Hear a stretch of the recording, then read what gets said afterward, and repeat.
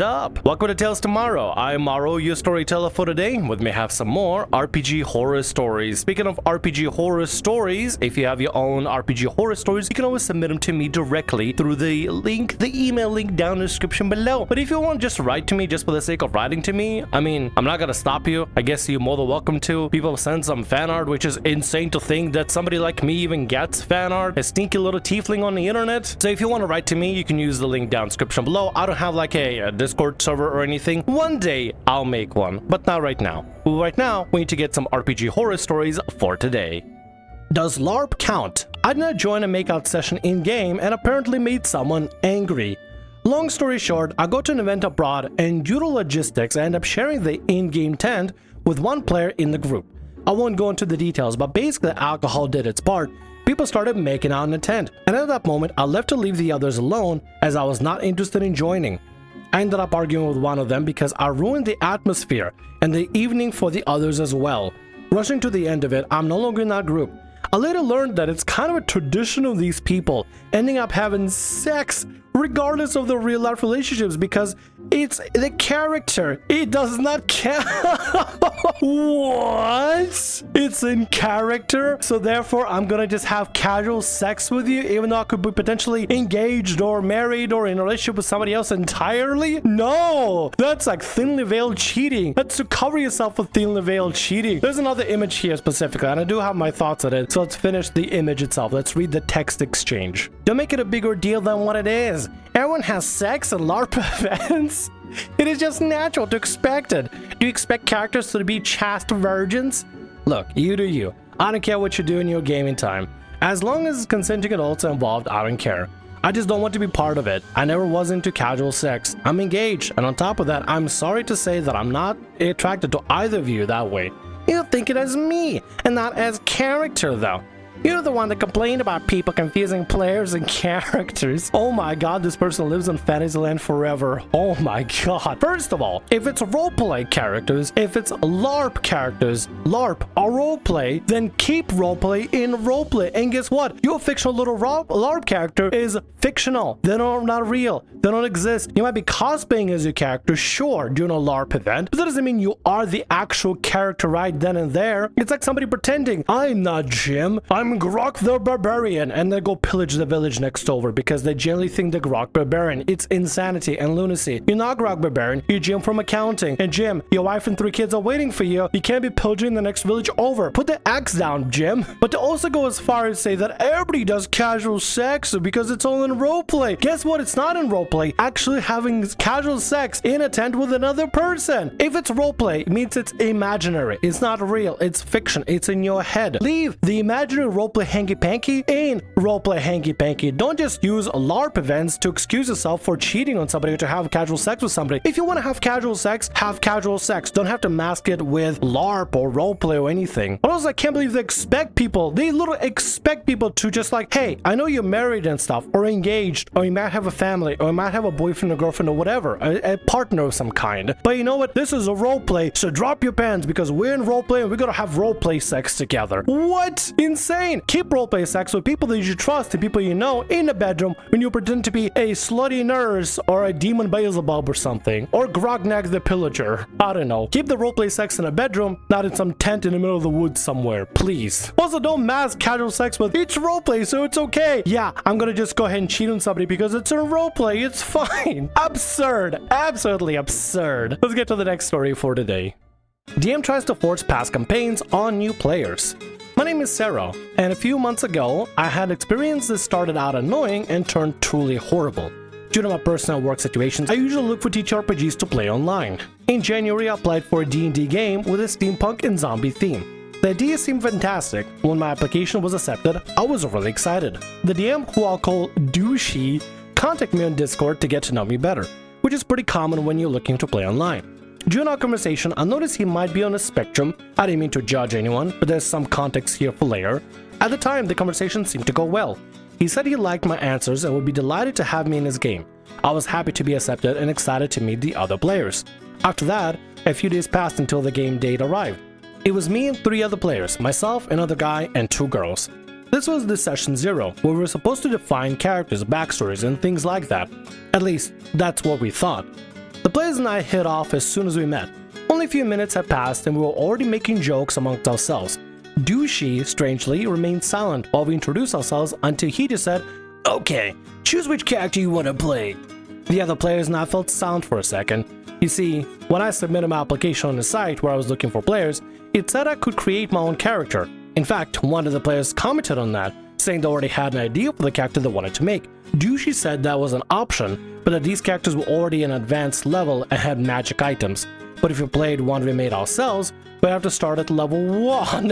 What a strange way to sell your characters. You could play one of these special characters that I created myself with all the advanced stuff and magical items, or you could play at level 1 with nothing. I'd rather play with level 1 nothing. That sounds a lot more interesting than having a pre-made character that I didn't make. I'm not gonna be that attached to a character that I don't make. We didn't think much of it at the time, so we decided to see what characters we had.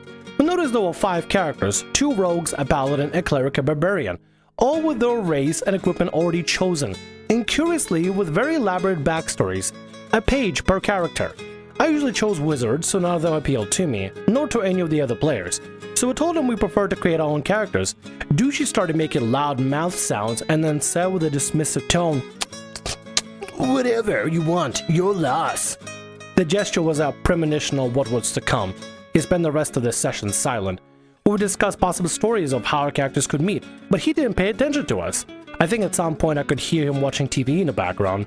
In the end, the last thing he said was that he'd see us in a week, and that was it. He didn't tell us how the game would start or when we expected from us. One of the players is autistic and mentioned that she noticed similar patterns in Douche, so she told us not to get too bothered by him. Maybe that's just how he communicates. By the way, I'm not an expert in these topics or anything, I'm just recounting what we talked about at the time. So the Douche just says, you could play these custom characters, or you could play your own characters, do whatever you want. And then basically just doesn't even help you make the characters, just kind of sits there watching TV. That sucks, dude. That's a red flag right then and there. You guys should be like, maybe we shouldn't play this. This feels really strange. Usually DM would help you put together a character or something, you know? Part of it being session 0, help put together the characters and everything, talk about the expectations and stuff. It's weird. Well, the first day of the game arrived, and we were excited to start. That's when Douche said, "Okay, as you recall, we were Lord Festus's cave when..." Suddenly he started telling the story that our characters were already in a cave, facing a lord who had escaped our invasion of his castle. The other players and I were surprised. We had never done that. We even joked that we didn't remember our characters doing that in session 0. Again, Douche used that arrogant tone. "It was all in the backstory with pre-made characters." We mentioned that since we chose to make our own characters, we hadn't read those backstories and that he never told us we had to. He just said it was all fine, to follow the story and everything would make sense. We decided to play along. The thing is, as soon as we started the game, we tried to pretend our characters were meeting for the first time. My character approached another saying, "Yeah, I'm just a mercenary looking for that Lord Festus bounty." Immediately Douche got agitated and said, "That's not how it goes. You faced him in a castle and you already know each other." That felt awkward. We tried to roleplay getting to know each other a couple of more times, but he would interrupt and say, "That doesn't make sense. You already know each other." Well, if people were supposed to know each other, why don't you get the stuff solved in session 0, Douche? Why not work with players that say, you guys already know each other ahead of time. Make characters that already know each other, and this is the general premise of the campaign at the very start, because that's what we're going to be starting off in. You know, give some sort of backstory, give some sort of a backbone for players to work off of, give them the bones so they can put the meat to the characters and stuff. But no, you decided to ignore players when they decided not to play as your little DMPC characters, your little pre-mates. And it's fine if you want to make pre-mates, especially if you have new players and stuff, if they don't know how to make a character, they just want to be able to just jump in as a character. But also the fun of making your own characters for TTRPG is just to make your characters, if your game is advertised as not pre-made characters, but you can make your own characters, you kind of expect your players to make their characters and then decide on their own what sort of like, you know, interactions and relationships they're gonna have. Despite everything, we kept playing for a few minutes. Curiously, we failed all the first rolls we made, because for some reason the skill level was higher than that of our characters. We didn't know why until the first battle came. There were 3 beasts that destroyed us in a couple of turns. It was literally TPK in the first session. When we asked Douche why, he replied that the cave was level 8, and those beasts were that level. One of the players got annoyed and asked him why he put us in this challenge if he knew we were level 1. He just said, "If you had chosen the characters I showed you, this wouldn't have happened." This guy's writing a book. This guy's writing a book, and if you guys aren't playing the pre-written characters, you're gonna just suffer the consequences. The consequences of my campaign. You're level 1 instead of being level 8, and you don't have the necessary magic items to proceed. That's stupid. That's dumb. If you're gonna have players coming in with being like level 1, make a situation and campaign that can make sure that the stuff is balanced for them. Don't just set them up for a failure by making them play through a level 8 adventure with a level 1. Make them start at level 8 then instead. That probably be the most fair thing to do. Say, okay, you guys can make your new characters, but they're gonna be at level 8 as a starting level because that's when a session basically begins. Don't just do this. Don't do what Douche is doing. What Douche is doing is literally a douchey thing to do. That annoyed all of us. We asked him if he wanted to do it with pre-made characters. Why did he tell us it was mandatory from the beginning? He said it wasn't. We had the freedom to choose. We asked him why he started the story that way if it wasn't mandatory. That's when he mentioned, because the story is already advanced. Oh my god. It's like you're jumping in to make like a level 1 character in someone's save file that's already like 130 hours into the game. That's stupid. That's dumb. Don't do that. Don't do what Douche is doing. What story? Why is it advanced already? Were they playing with other player characters and then they got to this point and everybody quit? So they were like, okay, I'll just continue with the story from there and just have these pre-mates here. But if players want to start a brand new one, they can. It's like playing someone's story in the middle of the thing. Why are we getting second-hand storyline for somebody for this specific campaign? What is going on here? At this point, we decided to ask why all this was happening. It didn't seem like he wanted to play the campaign he told us about. He told us the reason for this was that he had started this campaign 2 years ago, that he played with other players who had made the characters Douche wanted to give us. Ah, that's still stupid, but let's continue. The thing is, for whatever reason, they could no longer continue playing, but he wanted to continue the story, as not finishing it affected him greatly. At this point, he sounded increasingly uncomfortable, as if talking about this negatively affected him. One of the players asked for a moment to speak with us separately, and he went to the bathroom. Player told us that Douche had some kind of compulsion, that perhaps he needed to continue the story because not doing so affected him. Told us that at least for this session, we should go along with him. No, I don't think this is the right thing to do. No. Like, listen, if it's some sort of like a problem, that's like a personal problem for Douche, I feel like maybe some sort of an expert or specialist is required here. This is not a burden for you guys to continue for the sake of somebody else's condition, I want to say. I don't know. I don't really know how to describe it. It's either some sort of like a personal condition or a mental condition or something. This compulsion, I guess. But just because somebody has a compulsion doesn't mean you guys need to propagate it or like conduct in it or like act to be part of it to try to resolve the condition, compulsion. You know what I mean? This is definitely some sort of a thing that's going on that is not your guys' problem. It's not for y'all to resolve. So this feels insane. This feels nuts. This is not something you guys need to resolve whatsoever. You're looking for a campaign to play, not to deal with somebody else's conditions and stuff. It may sound kind of mean in this situation, and I'm sorry if it does sound mean a little bit, but this is just false advertising. If this is what the campaign was going to be, I wish Douche would have just been out in the open about it, saying, hey, I never finished the campaign, but I really want to finish the campaign. It has a bunch of pre-mates. I'm just looking forward to nice people to play with so that we can have like a nice conclusion to this, because I feel really attached to this thing. If Douche would just be outright and genuine about it, he might actually find some people that have no problem finishing the campaign and try their best just to complete it possibly or properly. I don't know. But the way that Douche described the campaign, it was almost like a bait and switch. Said there was like a whole campaign with steampunk and undead. You can make your own character, and suddenly, whoops, a bait and switch. You have to play these pre-made characters in this adventure that never finished. That's not a good thing to do. That's not an okay thing to do. Bait and switches like this is not okay. By the time he came back, we agreed to play with his characters. By that point, the mood has really dropped, but really didn't want to end on bad terms with him. I chose the cleric because I wanted to play someone who can cast spells. Suddenly, Douche started making those uncomfortable mouth sounds again. He said that only a woman could play that character. Told him if it bothered him, I'd just change the character's gender. He blurted out a resounding no! Not wanting any more problems, I just said, okay, fine, let's switch to one of the rogues. We started the cave again. About 20 minutes passed when Douche said something like, alright, rogue, in this section of the cave, it's just you and the cleric. Anything you want to say to your beloved? Even on Discord call, I could feel the other player and I exchanging a look that said, what? Apparently both characters were lovers in the previous game. I usually don't have problems with character romances if the players consent, but the thing is, the other player is aromatic, which means she had mentioned in session 0 that she didn't want her character to have any romance. Douche started pointing out that it was part of the role because it was in her character's backstory. and that they had lived for a long time to be together. The player insisted she didn't like that and agreed with her. We couldn't impose that on someone. Douche kept getting more upset, saying that not how role-playing works, that's how the characters behaved. Douche is really getting douchey, I guess I would say. Very... Also, what do you mean by lip smacking noises? Is Douche by any chance getting off to this thing? The other players got very annoyed to the point where he raised his voice at Douche. Look, the problem is that we are not those players. If you have an advanced story with new players, so why don't you start the story over and let us play our own way? That agitated Douche.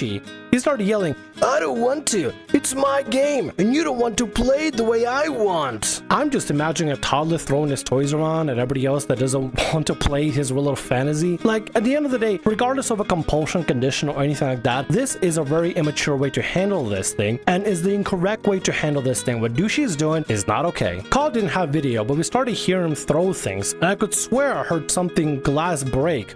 Throughout the process, we only heard, it's my game, my game. Suddenly we heard someone enter his room. It was a feminine voice, perhaps a woman in her 50s.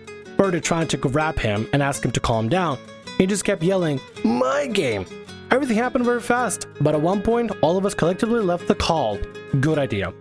Well, after that, the players and I stayed in contact. Thanks to one of them, we managed to play another steampunk-themed game, with a different DM, of course. To date, we've been playing for several months. I'm writing this to remember the story because recently Douche contacted one of the players saying he felt bad about what had happened, and that if we wanted to play with him again, we could. To this day, she doesn't want to reply this message, and honestly, neither would I.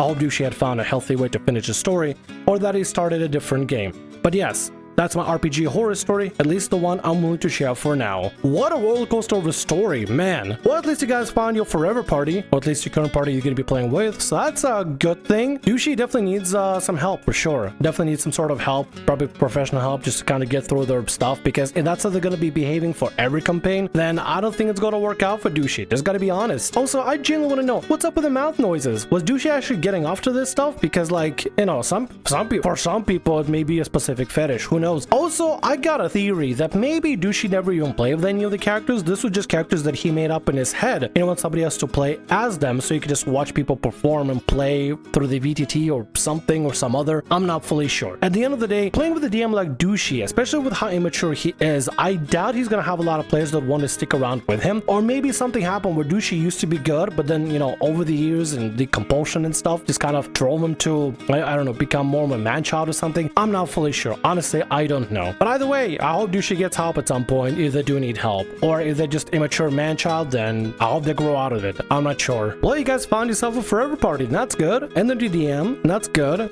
Regarding message to Douche, I would say if you guys feel uncomfortable, you don't have to feel pressure to answer. Obviously, like at the end of the day, do what makes y'all feel most comfortable and y'all feel better and stuff. If you don't want to answer to Douche, just don't answer to Douche. Continue playing your game and go from there. But hopefully Douche finds some help out there, or if they're just a man-child, then hopefully they grow out of the man-child phase. I don't know. Either way, you guys found a good game out there, and that's good for you. And with that, that's going to be all our stories for today. I want to thank you very much for watching, and thanks so much for being here. If you like what I do, consider subscribing to the channel and leaving a like. Also, if the RPG Horror Stories ever goes down, or if you want to submit your own personalized horror story, email is down in the description below. I'll see you again in more Tales Tomorrow.